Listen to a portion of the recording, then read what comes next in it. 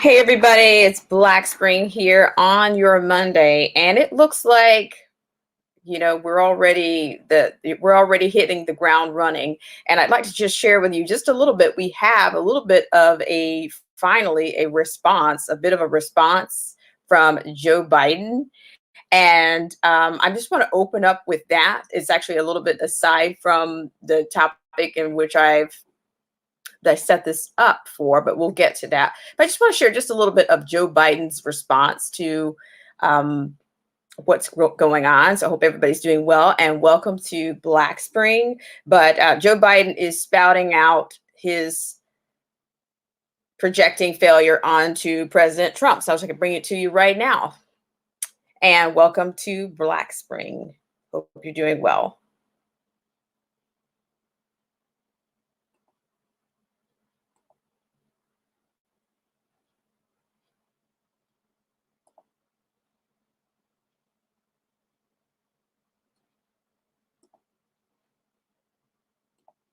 To an inactive General McClellan during the Civil War, quote, "If you don't want to use the army, may I borrow it," end of quote.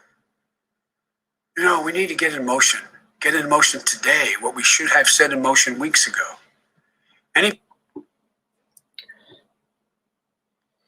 public health expert will tell you that in a crisis like this, you can't move too fast. You can only move too slowly. Let me be clear.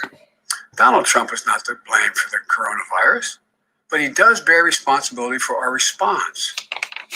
And I, along with every American, hope he steps up and starts to get this right. This isn't about politics. This is simply too much at stake, too many lives, too many livelihoods, too many homes and families and businesses and communities at risk. I've laid out a very detailed, in-depth plan for what I think we should be doing. You can read it on joebiden.com.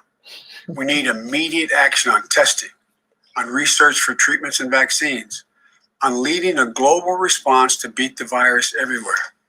But today, I want to focus on just 4 key points of action. First, the president must take immediate steps to increase our capacity, the capacity of our healthcare system, to treat the sickest coronavirus patients safely. I'm glad the president has finally welcome everybody. If you're joining, now we need the armed forces and the National Guard to help with hospital capacity, supplies, and logistics. Thought I'd bring you a little bit of this. Activate the reserve corps of doctors and nurses and beef up the number of responders dealing with these crush of cases. And in addition to that, we have to make sure that we are in a position that we are. Well, let me go to the second thing. I've spoken up for that. The president must use the Defense Production Act to radically increase the supply of critical goods needed to treat patients and protect our healthcare workers and first responders, including the protective gear like face masks and critical equipment like ventilators so desperately needed in our hospitals. It means working with all our allies and partners to get supplies from overseas when available, dispatching U.S. military assets to retrieve them quickly if they are available. It means federal coordination of the supply chains to accelerate deliveries and get them to the right places at the right time, and much more. And we need to build an arsenal of democracy, as we did in 1940. We can make a personal productive equipment. Look, here's the deal. We have to do what we did in the 40s and the 20s, the 2020s. And we can do that. We need to build a medical arsenal here. Third, the president needs to be end the infighting and bickering with his own administration. Looks like I'm getting a little bit of the scientists buffering here. Provide clear guidance. The American people are not getting clear leadership, clear action, and clear accountability. Management matters in a crisis. I've been apologize for the buffering, guys. I'm actually still here. There are thousands of steps that need to be taken all at once. I thought I'd give you a little bit of this before we get into for tomorrow and the day after the mobilization that is the White House actively planning for what it will take for the American people to that Steve Bannon spoke of yesterday. Like I don't know. Would like to expand on that a little bit. Isn't going to cut it. What are the conditions required? The capabilities that should be in place? What protections and protocols do we need to ensure that it doesn't simply start spreading again in the fall? They need to start planning now so the current measures stay in place for as long as they are needed, but not longer. And fourth, the president needs to set the right priorities for economic response. Our guiding principle must be to keep everyone paid through this crisis. Everyone. We should be doing everything in our power to keep workers on payrolls, make small businesses healthier, help the economy come out on the other side strong. The federal government should provide the resources to make that happen while still protecting American taxpayers. We can do both. Ladies and gentlemen, I'm actually going to President stop Trump and Mitch a little McConnell bit of this. We're offering a plan to let big corporations off the hook. Okay. So with that, I'm actually stopping that because I believe I was facing a little bit of perhaps a violation in that actual sharing and the sharing capability there. But no less, as you can see, we're getting a response. And I actually posed that question in the topic of the talking points for today, like who are we actually going to hear from? So finally, Joe Biden arises from, the pandemic ashes, if you will.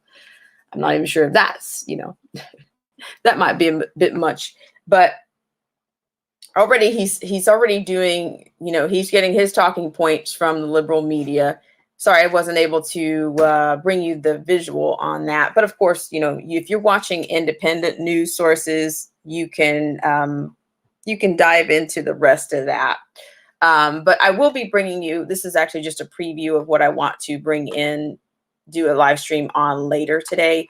I'm doing a live stream on just the resources in terms of mobilization, because I did do a clip yesterday in which Steve Bannon was on the actual Fox News Business. He did a segment on Fox News Business yesterday, and he talked about what his ideas were on confronting the economic crisis.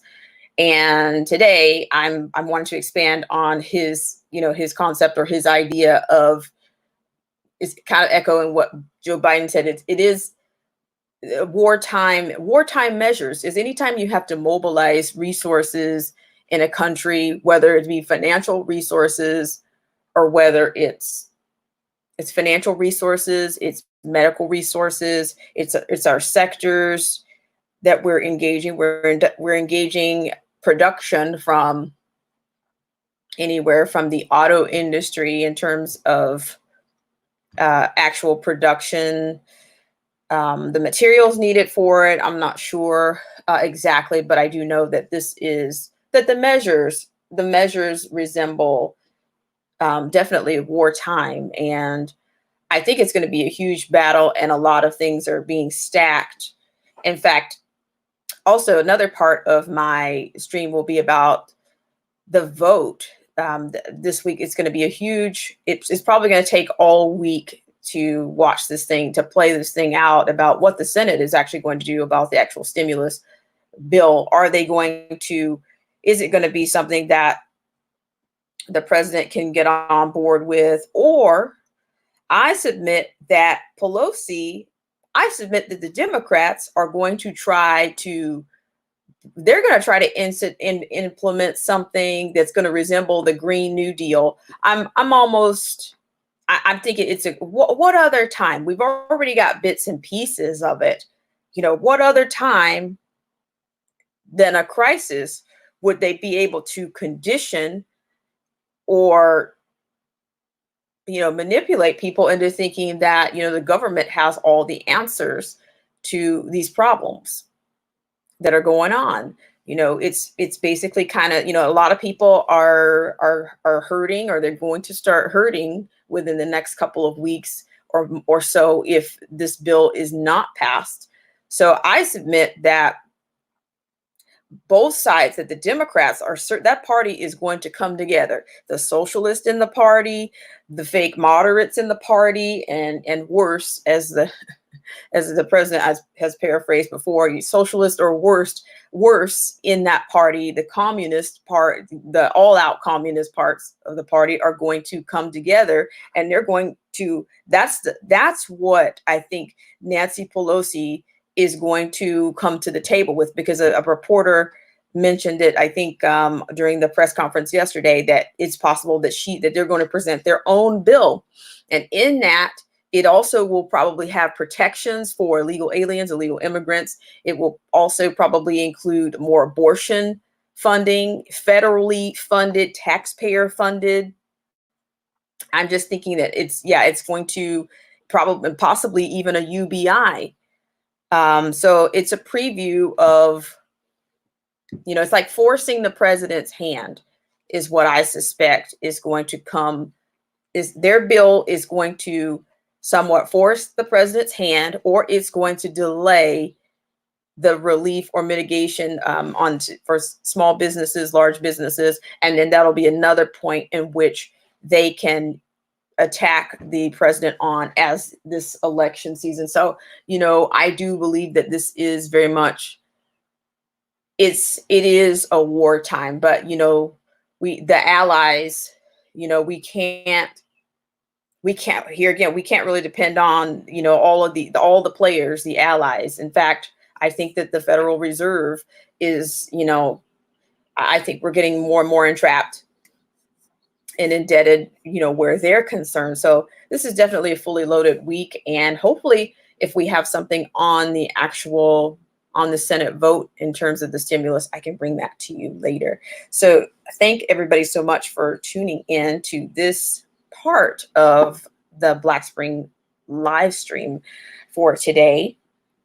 Also, I'd like to thank everybody that tuned in yesterday. It was actually pretty fun, and I hope to bring you more interviews and more engagement as we go forward. And also, hopefully, we can, we'll have some civic knowledge and some other things that we can share and grow from on this channel during this time.